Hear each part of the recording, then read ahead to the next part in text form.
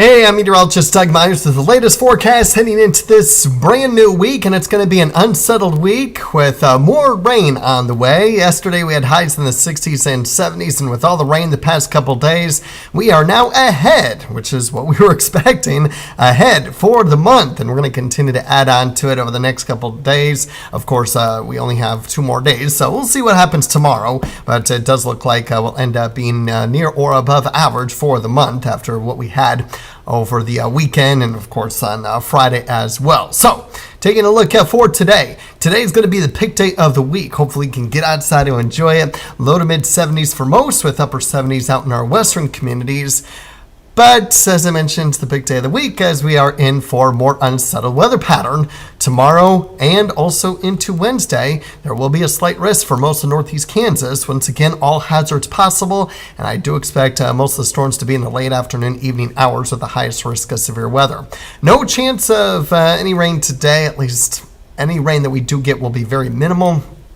I think it would be very isolated. Strong winds would be the primary concern. Otherwise, for tonight into tomorrow, I think most of the daytime hours will be dry, so still not going to be a bad day. It will be warmer. Most spots in the upper 70s to mid 80s for the area, and then we'll have storms developing as we get into the 5, 6 o'clock hour and continuing into the evening. And then we may get the storms continuing, especially after 9 o'clock, mainly in our southern communities. So it's not a great chance. It's only going to be for a short window of time where we'll have that storm chance, but what we do get could be severe.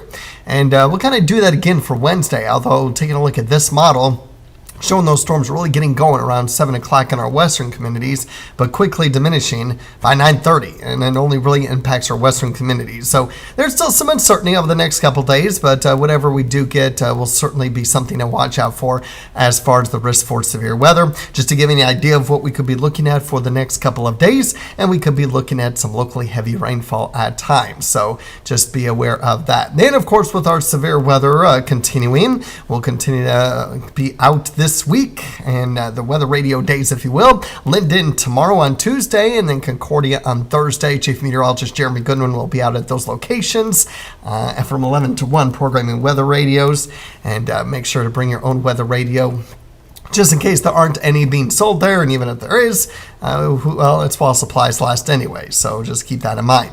We'll continue with the chance of storms Wednesday. That might be or Thursday, I should say. That might be the day that could have storms impacting most of the daytime hours. As we just saw for Tuesday and Wednesday, most of the storms will be late, so may not impact most of the daytime hours.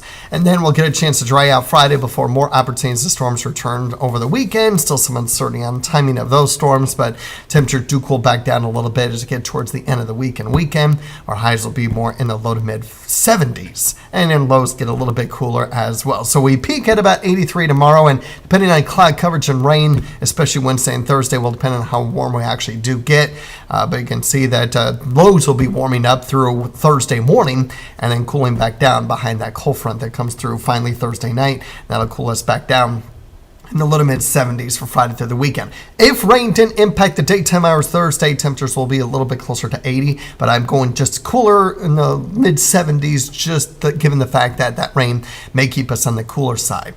We could be looking at some locally heavy rainfall, so not only do we have to monitor the impacts of severe weather with a hail, wind, and tornado threat, but also the risk that we could get some locally heavy rainfall leading to a flooding threat. So also keep that in mind as well, with the European model giving us a couple inches worth of rainfall, and the GFS, hang on, for some reason it's got to keep going here.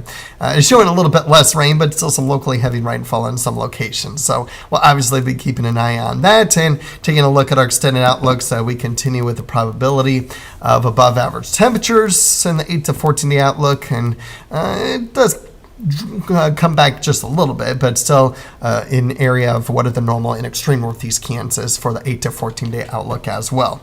So we'll continue to keep an eye on our unsettled weather pattern and the risk for severe weather over the next couple of days, and just continuing to keep it on a day by day basis and staying weather aware. Have a great day.